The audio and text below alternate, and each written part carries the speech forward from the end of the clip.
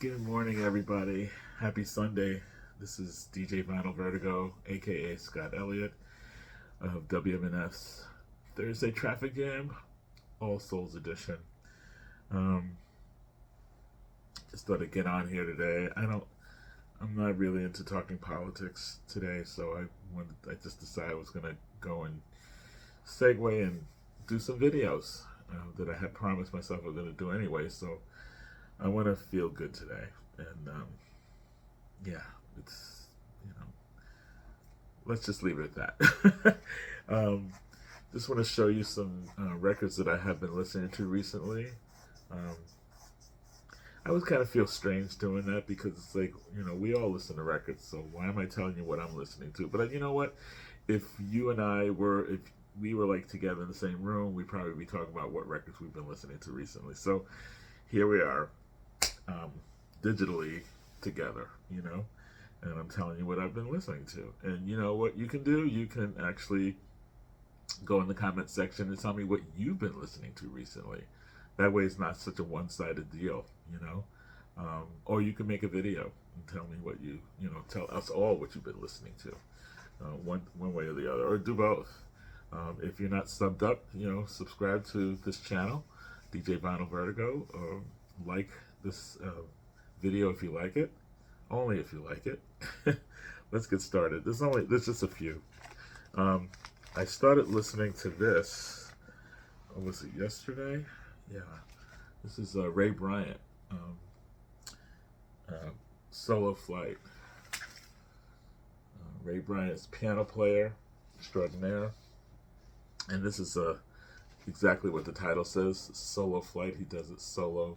It's just him and piano, and it's all pretty much. Well, there's about four compositions out of the eight that are Ray Bryant compositions. He also does a Michel Legrand and Bergman tune, "What Are You Doing the Rest of Your Life?"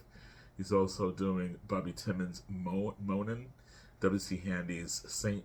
Louis Blues, and Billy Strayhorn's Take the A Train. And he does them really, really well. Really, really good piano player. Really has good melodic flair, and his chord structures are really, really good on this.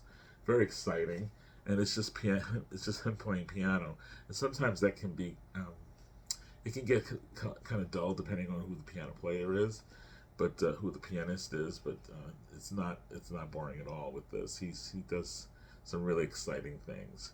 He doesn't need any accompaniment in this record. At first, I started listening to it going, God, there's no band. But then after a while, I was like, he doesn't need it. It's really good.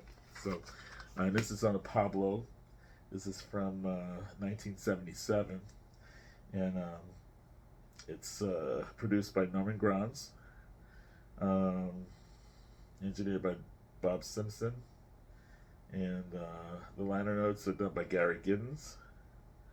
So, yeah, it's good. It's a good record. It's a really good record.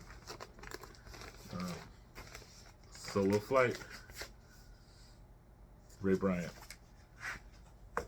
I have a bunch of this guy's records, and this is a little known singer by the name of Oscar Brown Jr., or little remembered, I should say. When he was out, he was very, very, very popular. But he's I'm going to be doing a video about him, so I'm not going to go into detail right now. But Oscar Brown Jr. is one of my favorite kind of like jazz singers and poets. Incredible artist that doesn't get the love that I think he should get. And in terms of his recording career, it was pretty tough. I mean, it was hard for him to be categorized, so people didn't know what to do with him. So he bounced from label to label. He was with Columbia for a long time, and I think this is a Columbia. Yeah, this is early in his career. This is called Between Heaven and Hell. He was one of the first jazz singers known for writing lyrics to instrumental jazz pieces that already existed, and created great songs with these melodies, and actually revitalize certain songs as certain pieces, musical pieces, as songs. So he would take a famous song, like a famous piece, like Work Song, or I don't see anything on here right here. Um, but he would take, you know, a piece. Afro Blue is another one. He put lyrics to it. So if you hear lyrics to songs like that, that came from this guy. Yeah. Um, Oscar Brown Jr. He was really good at it. Um, and it sounded like he wrote it himself. They wrote the music too, but a lot of times the music was already written. This was produced by Bob Morgan, and this is a demonstration copy, which is a promo copy. See, it's stamped demonstration. And they put a sticker on their new star for Columbia Records. Wow, they really believed in him in the beginning. This has Mr. Kicks. It opens up with this song called Mr. Kicks, which is a lot of fun. His vocal style is very, I'm not going to say that he has the best voice in terms of, a vocalist would be, but he has great timing, his great inflection. He is kind of behind the beat sometimes a little bit, which is really cool. And he's kind of animated, so he's almost like he's acting, and he was an actor. We lost him in 2005, but so his songs, when he sings, it's almost like there's a character there. And some people might find that cheesy. I think when he does it, it just works really, really well. And it does things pretty much tongue in cheek a lot of times, but he has a lot of deep things to say. And I think sometimes, especially in the '60s, when you want to make a point in terms of social or political or whatever area you're going into with the song, sometimes if you put a little humor in it, or a little tongue-in-cheek, a little wryness in there, it goes down easier for people.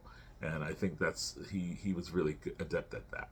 So if you want to check out somebody who's a lot of fun to listen to, he's very interesting, he's got a lot to say, and a lot of the stuff that he says actually resonates today.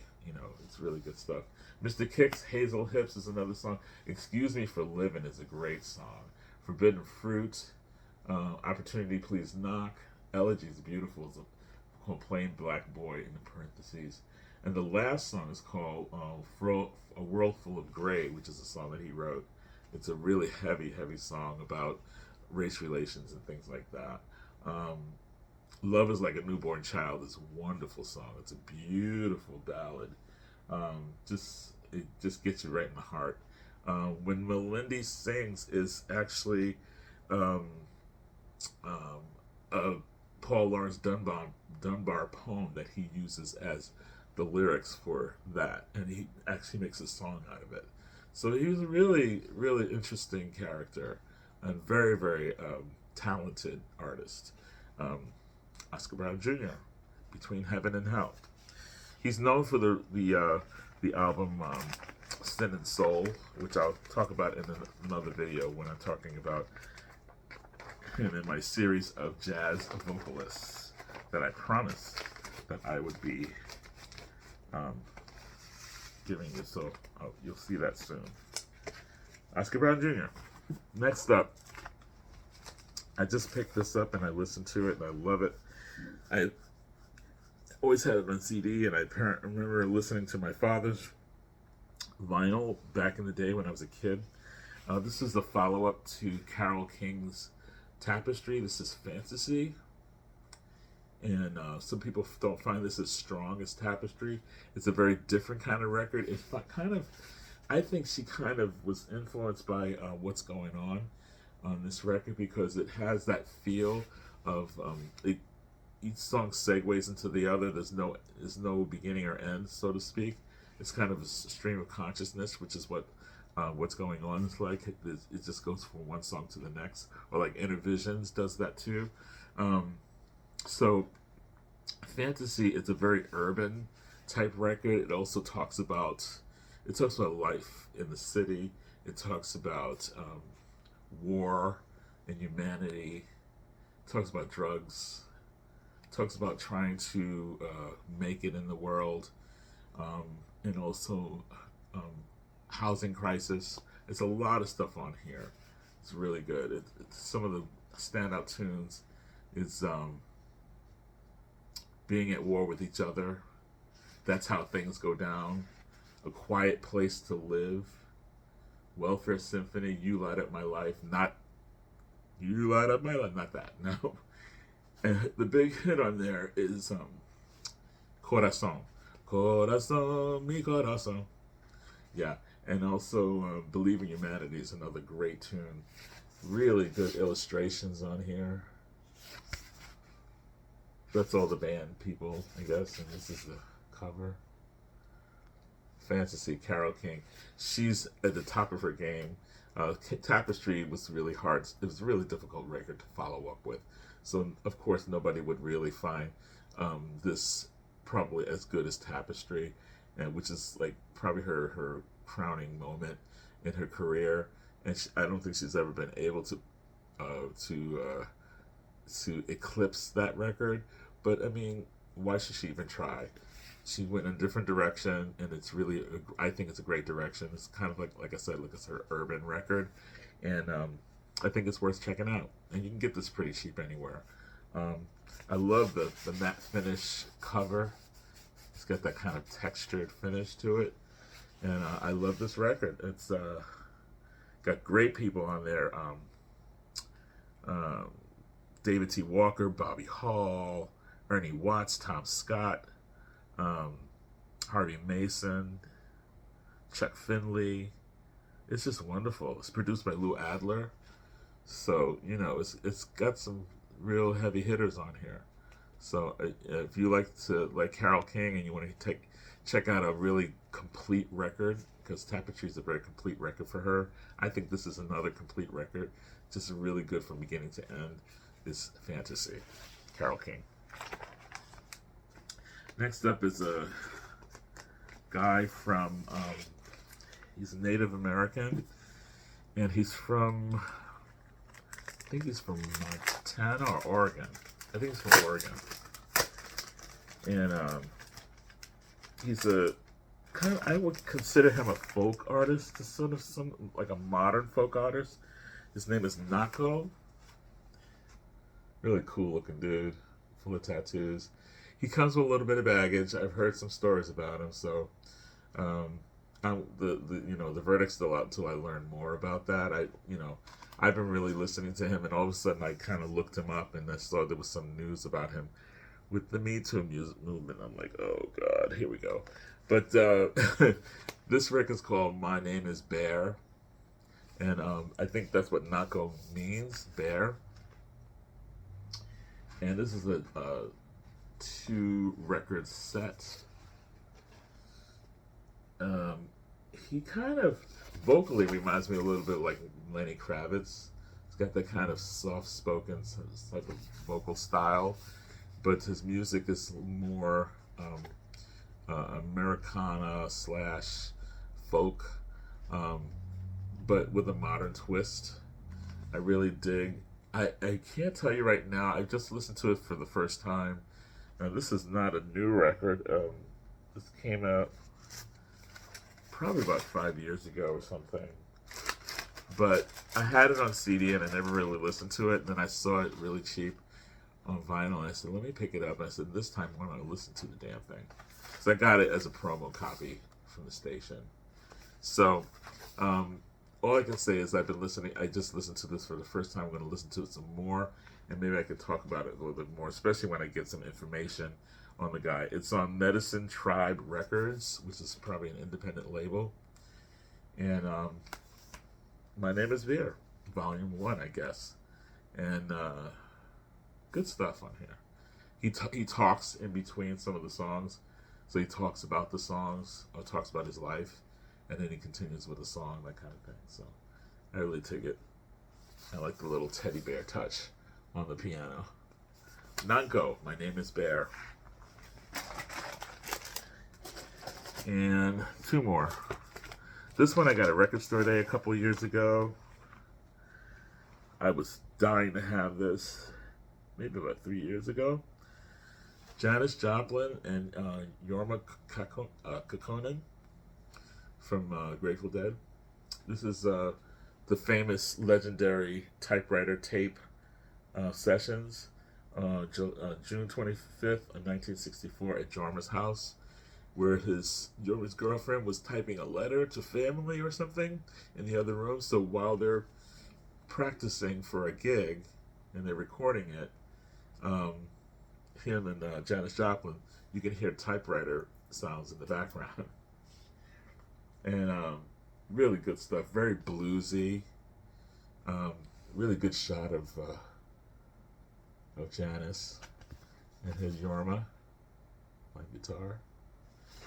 And yeah, I was pumped to get this, and I'm sure it's sold out immediately. But I grabbed it as soon as I got into the store. I grabbed it. This was a record store, I think, about 3 years ago, if I'm not mistaken. Yeah, it's really good. Very bluesy. It's acoustic, of course. It's just them and guitars and her singing, and the typewriter, of course, in the background. So I've been listening.